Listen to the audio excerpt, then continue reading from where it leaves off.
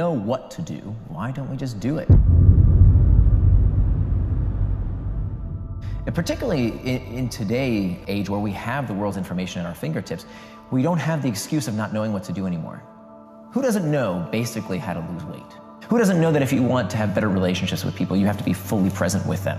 Who doesn't know that if you want to do better at your job, you have to do the work, especially the hard stuff that other people don't want to do? We know these things. So there's no excuse anymore to say, well, I just didn't know how. What we're lacking is the ability to follow through.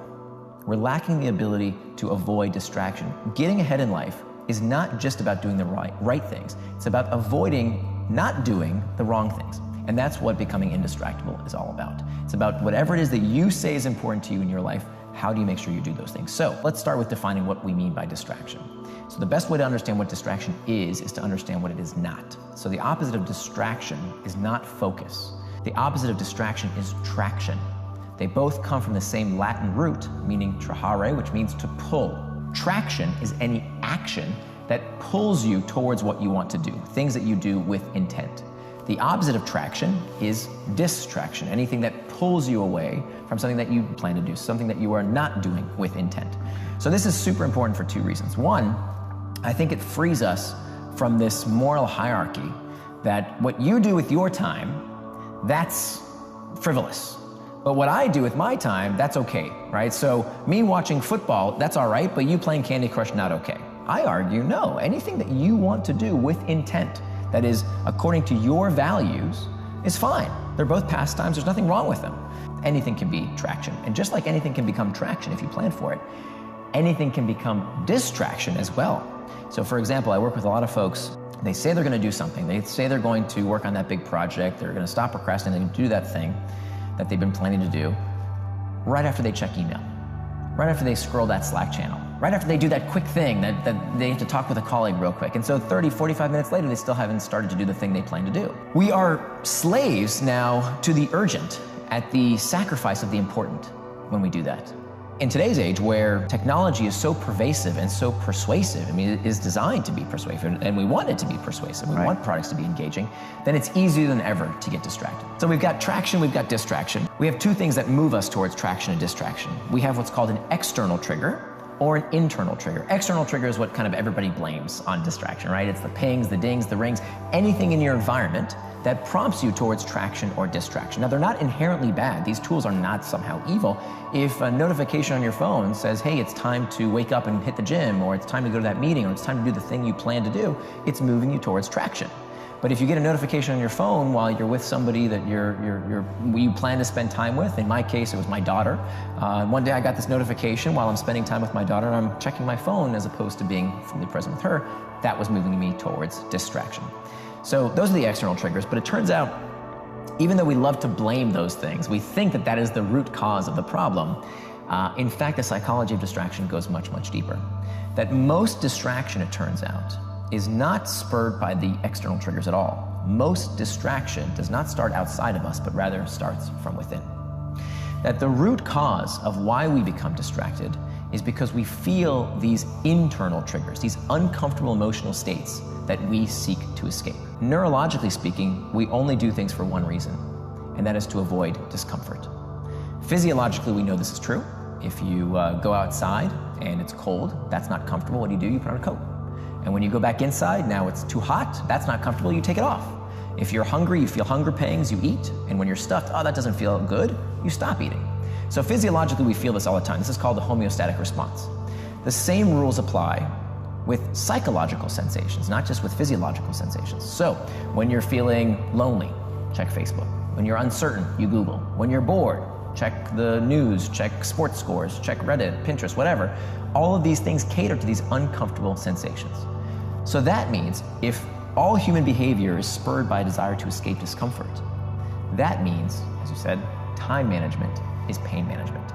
And so this is why it is the most important first step, that with all the ways you can, life hack yourself and all of the guru's technique du jour, fundamentally, if we don't deal with this fact that we are trying to escape an uncomfortable sensation when we become distracted, if we don't understand it and learn new methods to cope with that discomfort, we're always going to be distracted by one thing or another. That we are so uncomfortable doing nothing that we just want to feel something. We need some kind of sensation. This is by design.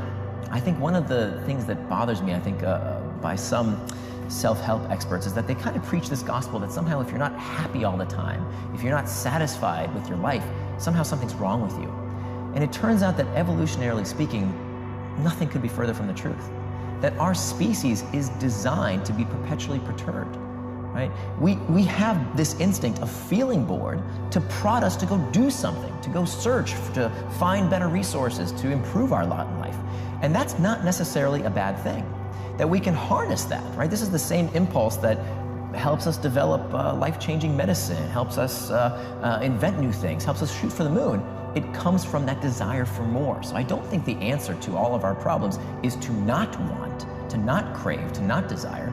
I think the answer is to channel these internal triggers towards traction rather than distraction. I mean, if there's one thing that our brain is incredibly good at, is pattern matching. So if the brain feels discomfort and then finds something that can relieve that discomfort, that's what it forms the habit around. We need to understand that if we are to fight distraction, if we are to be the kind of people who do what we say we're going to do, we only really have two choices. We can either fix the source of the discomfort in our life, whatever it is that's causing us this pain, or we need tactics to cope with the discomfort that we can't alleviate on our own.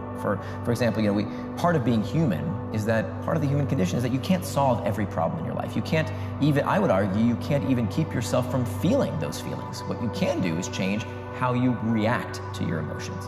And so that's the really important part, is either fixing the source of the problem where you can, or learning tactics to cope with that discomfort in a healthier manner. One of the things that people do that doesn't work is strict abstinence. Now, strict abstinence is when you tell yourself, I am not going to do that thing. And it turns out that strict abstinence, for many behaviors, backfires, particularly behaviors that are very difficult to avoid completely. How do you abstain from food if you're on a diet? We have to eat. How do you abstain from technology these days? I mean, it's imperative to do our jobs. We can't just say, stop using email for 30 days, you'll lose your job, you'll get fired.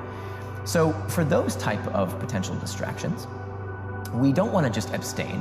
When we do abstain, when we tell ourselves, no, absolutely not, it's almost like pulling on a rubber band. Now, when you pull on a rubber band and you stretch it, and you let go, it doesn't just go back to where you started, it ricochets even further. And that's what happens when we employ strict abstinence. We tell ourselves, don't do it, don't do it, don't do it, don't do it. Okay, fine, I'll give in. And that sensation of relieving the discomfort of telling yourself not to is itself pleasurable. This is a big reason why smokers get addicted to cigarettes. Smokers, when they are mindful about the experience of smoking, they actually rate it as not pleasurable. It's stinky, it's not very pleasurable. There's nothing inherently pleasurable. Nicotine does make you feel a certain way, but many smokers don't actually report it makes them feel good, it just makes them feel something. What gets them to keep smoking is not only the physiological effects of the nicotine, what more so gets them addicted is telling themselves, don't do it, don't do it, don't do it. Finally, I smoke, and now I'm relieved of the discomfort of having to tell myself, don't do it. So strict abstinence oftentimes backfires. You can give in to any distraction, whether that distraction is checking email when you want to work on a big project, whether that you're tempted to Google something or eat that piece of chocolate cake you don't want to have. You can give in to that distraction in 10 minutes. 10 minutes of doing what psychologists call surfing the urge. When it comes to these uncomfortable emotional states, we know that emotions don't last forever. In the moment, we think they will last forever. That's how the brain spurs us to do something about it, right? It spurs us to action by making us think, I don't want to feel this way anymore. But logically, rationally, when we think about it, emotions are like waves. They crest and they subside. So we can surf these urges like a surfer riding a wave. So for 10 minutes, what I oftentimes do, I'll take out my phone, I'll say, set a timer for 10 minutes, I'll put my phone down. And my job for those 10 minutes is to simply reflect on that sensation and talk to myself the way I would talk to a good friend, with self-compassion. So what many people do when they tell themselves no, when they try and not get distracted, they fit into two buckets, the blamers or the shamers. The blamers say, oh, it's my phone that got me distracted. It's Facebook, it's YouTube, it's Slacks. That thing got me distracted. The shamers, this is the category I used to fall into, say there's something wrong with me. Maybe I'm not cut out for this job. I'm lazy, I have a short attention span, there's something wrong with me, right? And we shame ourselves. And of course, that's not helpful either, because where does this shame spiral lead? it causes more internal triggers, which makes us even more likely to seek a distraction to escape that uncomfortable emotional state. Yeah. So how do you diffuse it? You don't become contemptuous, you become curious.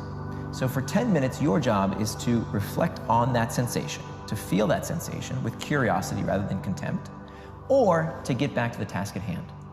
And 9 times out of 10, by just setting that 10-minute rule and saying, I can give into that distraction, I can have that chocolate cake, I can go check my email or Google or whatever it is that I am tempted to do, but in 10 minutes. It's an incredibly effective and simple technique.